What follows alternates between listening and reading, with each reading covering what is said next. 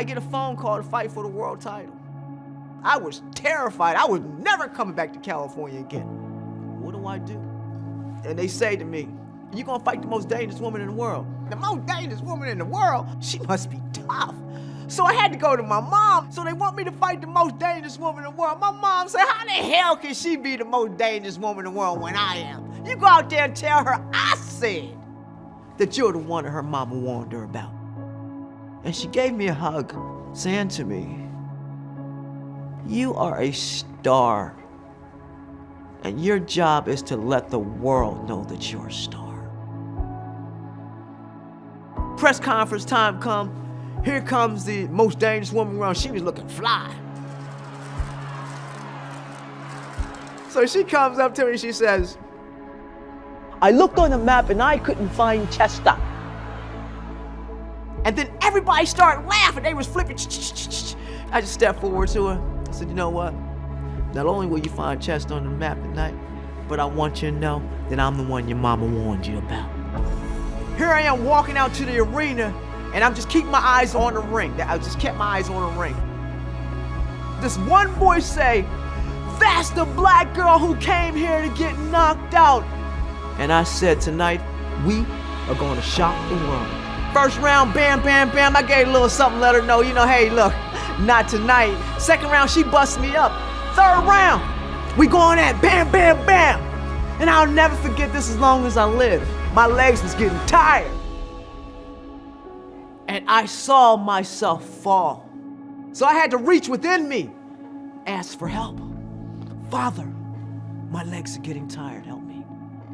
When I said that, boom, I saw, bam, she spit again, bam, just like that, and it was over. The second the bell rang, a picture was taken, freezing forever in time her victory. The referee of the event, he said, when Muhammad Ali knocked out Sonny Liston, that's the magnitude of this picture. He said, when I raised your hand, I have never heard a roar that powerful before in my life. But what hit Freida when she saw it was the clock on the wall. That's when she realized she had done something really special. Looked up, 8/16, my mama's birthday. I had no clue how she was showing me how to use my powers. Because that's what a lot of us tend to forget, that we carry certain powers. My mom used to say to me, you got it in you, just don't know it. Somebody gonna have to wake it up. This is what this life is all about. Winning. Leaving this place with our hands raised. Because we all have a race to win. Because life is full of challenges, and I won't let nothing stop me now. I will be out there plunging hard and how. A superstar I intend to be, Frieda the Cheetah Gibbs is what the world shall call me. Cause world, ain't no stopping me now. I have many plans and how. There are too many forks in the roads and problems I must bear, but with the will to make it, my strength can't be compared. It is like I once said before, with a smile on my face.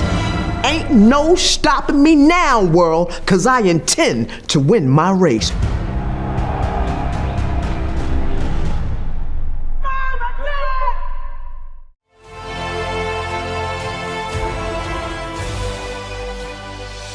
What would you teach fathers to basically help them talk with their kids? First thing you do is you listen.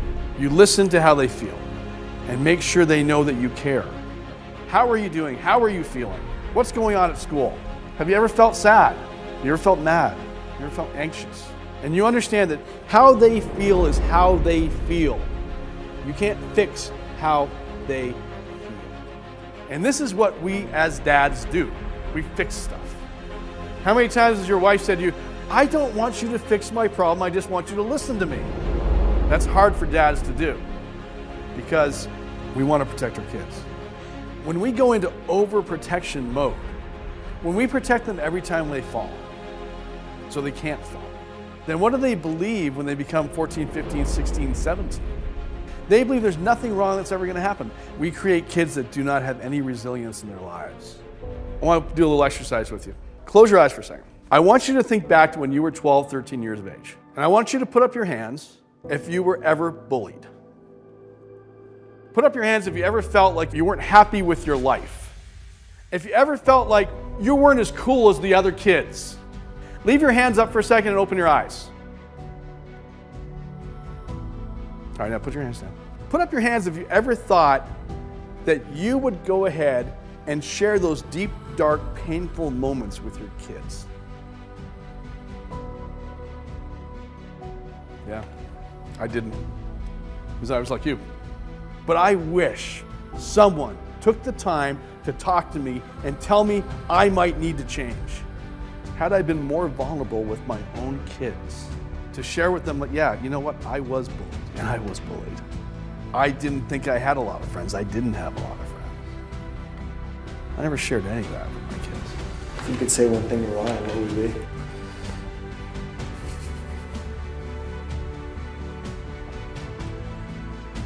If I could say one thing to Ryan, I'd say I'm sorry. I'd say I'm sorry I didn't see it.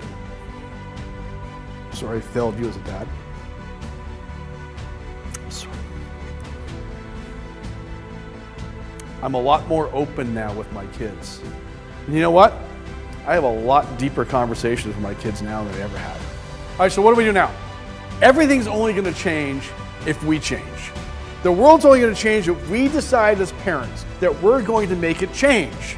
And we're going to make it change if we all decide to be that person that our kids want to come talk to, that our kids feel safe with. If we tell our stories and we start to have real emotional connections with our children, that's when the world starts changing. You can make a difference with your own family. I'm making a difference with the family I have left. I would love it if you all told your story.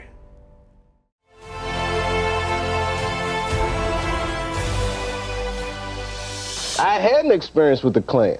They came to my house when I was little. It was real scary. They came in the middle of the night on horseback, burning a cross on the sidewalk, beating on the door, all belligerent. Come on out, you black sons of bitches! See, me and my brother, we were like horrified. We were just hiding in the closet, peeking out. But my mother, this is a strong woman, my mother, she went right to the door and opened it and gave them candy.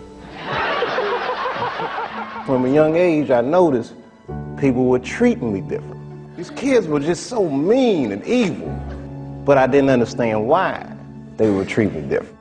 My mother used to let me understand the context that I was being raised in, that I'm being raised in a hostile environment that I have to tame. By the time I was 14 years old, I was in nightclubs, mastering an adult world. It was terrifying. And my mother used to tell me this thing, I don't even know if you remember, but you said this to me more than once. You said, son, sometimes you have to be a lion so you can be the lamb you really are. And I told my mother, you can ask her, I said, Mom, I'm gonna make it all the way to the top of the socio-economic ladder. I'm a smart kid. My dad takes me outside and he's like, listen, everybody wants to make it and you might not make it. And I said to my dad, well, that depends on what making it is, Dad. And he started laughing. He said, if you keep that attitude, I think you should go. He said, but name your price in the beginning. If it ever gets more expensive than the price you name, get out of there.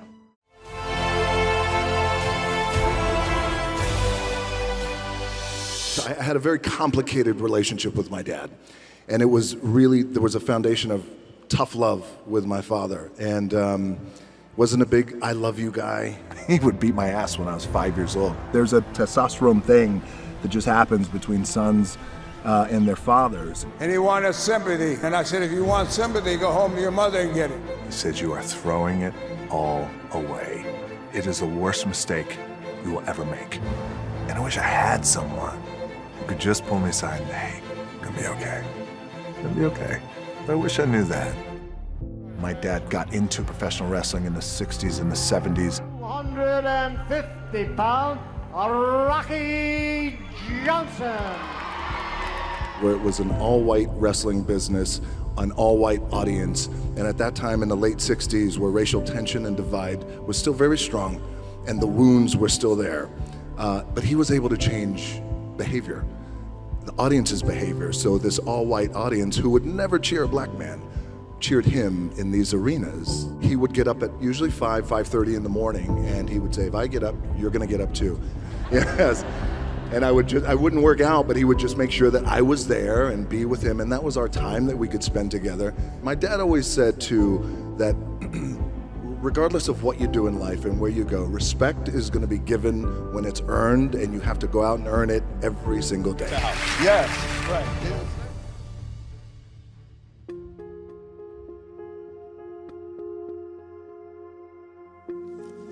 I wish I had one more shot, just to say goodbye, say I love you, say thank you. Rocky the Soul Man Johnson passed away. He passed away on January 15th, and we just buried him a few days ago. And I didn't get a chance to say the things that I wanted to say, or I wish he would have said the things to me, the important, critical things that anchor us that I didn't get from him. But then the birth of a child and what that does, and the lens perspective that just shifts, it's the greatest thing that I have ever experienced in my life. My daughters taught me how to be more caring and more sensitive and more selfless. Yeah. My dad loved me with the small capacity in which he was capable of. So the relationship that I had with my dad was a relationship that was appropriate at that time.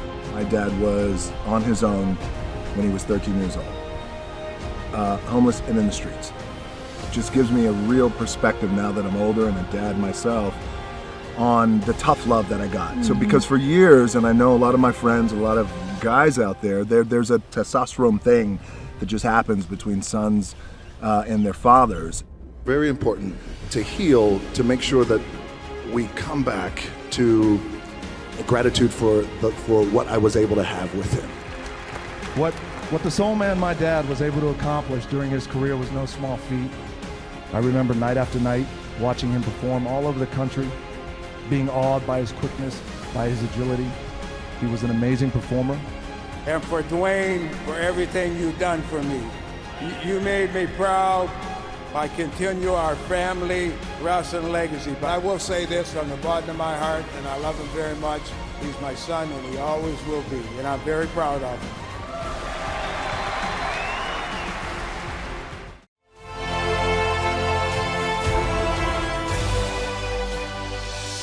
As a single mother, I think we never knew how hard she was struggling. Of course, there was disappointment. Damn, I thought Dad was coming to pick us up today. Or, damn, man, I ain't seen Dad in I don't know how long. He's not picking up the phone. He's not answering the calls. It may have affected my mom, but my mom was such a strong woman that she said, look, regardless of what your father's doing and where he is, I have a job to do in raising you. She figured that if she can keep me off the streets, then I wouldn't turn out like him. She had more strength and fight in her than any woman that I've ever met. She's a beast. She's a different animal.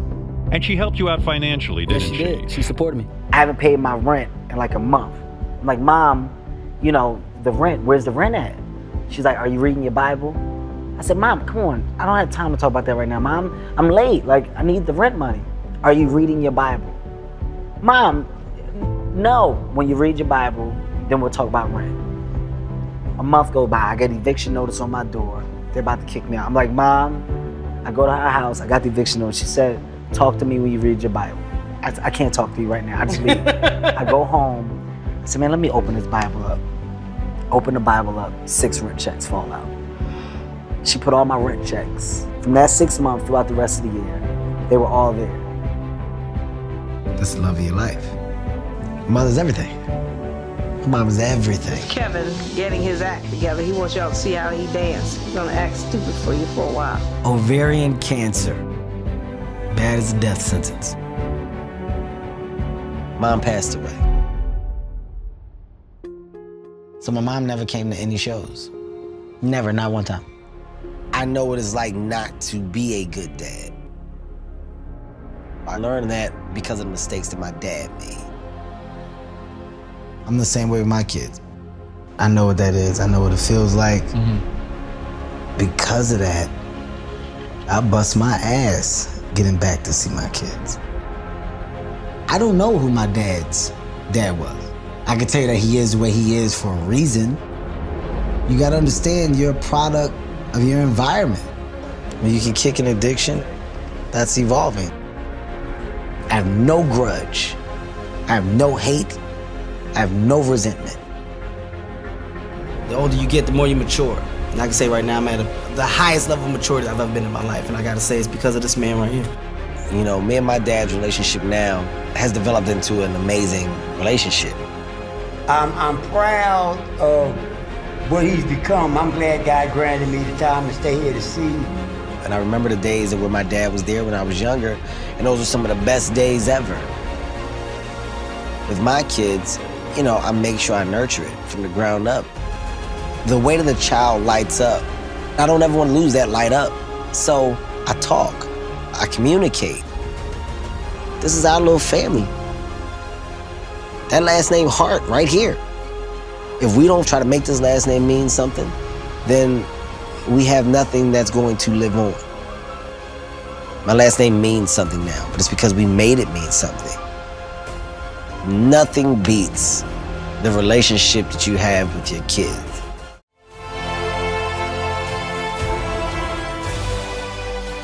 Here I am, 14 years old, and entering my umpteenth foster home. I was a pro, a veteran at this whole sort of getting kicked out of one home, moved to the next. You meet these people who were like literally complete and total strangers 10 minutes ago who are now apparently your mom and dad. You know, kids don't take candy from strangers, just move in with them. So I'm sitting in the van, in the driveway of this next home, and that's when I see Rodney. He's standing up there on the front porch, and immediately I notice this is a large fella. He's 6'5", he's 350 pounds, and as a 14-year-old boy, I couldn't help but notice when he's turned to the side like that, he's shaped like a lowercase b. It's amusing now, but in the moment it was tactical. Maybe that's how I could get kicked out of this home. Maybe I could get under his skin about his weight. So I move in with him. I'm being obnoxious, I'm being ungrateful, I'm being just downright rude and mean, I'm setting things on fire, and 3 years later, I can't shake this guy. Rodney won't kick me out. So I step up my game. I go to the local bank in town, I open up a checking account. I put about $90 in there. Then I proceed to write $10,000 worth of checks. Obviously, checks bouncing one after the next after the next. One check that bounced was for my car insurance. I'm going down the road speeding, Stillwater, Oklahoma, 88 miles an hour. No car insurance, no driver's license. I get pulled over, handcuffed, thrown in the back of a cop car, and sent to jail. I call Rodney. Like, Rodney, I'm in Stillwater, I'm in jail, I'll tell you the whole thing when you get here. Can you please come bail me out tonight? He said, I will come bail you out, but not till tomorrow. Rodney frustratingly believed sometimes one of the most loving things you could do for a kid was allow them to sit in either the success of their wonderful choice or the stupidity of their foolish choice. Next morning, he comes, bails me out, exactly as promised. We have a long, very awkward car ride home. No one says anything. We get back to the house. He's like, we need to sit down and talk. And I knew this moment had finally come. So Rodney, his wife, sit me down to give me the talk I've had a dozen times. He looks in my eyes and says, son, you can keep causing problems. You can keep trying to mess up. You can keep pushing us away. You can keep trying to get us to kick you out of here, but you've got to get it through your thick head, son. We don't see you as a problem. We see you as an opportunity. And in that moment, all my skepticism came to the surface. And I thought, what a cheesy, stupid thing to say to a 17-year-old kid. But then I was overwhelmed with the reality that this guy actually meant it. He didn't see what I was, what was on the surface. The obnoxious kid, the ungrateful kid, the kid getting suspended. He saw what I could be. It was genuinely my turning point. Statistically, I am supposed to be dead, in jail, or homeless, but because of one caring adult. I'm not a statistic. Every kid is one caring adult away from being a success story. Every child who winds up doing well has had at least one stable and committed relationship with a supportive adult.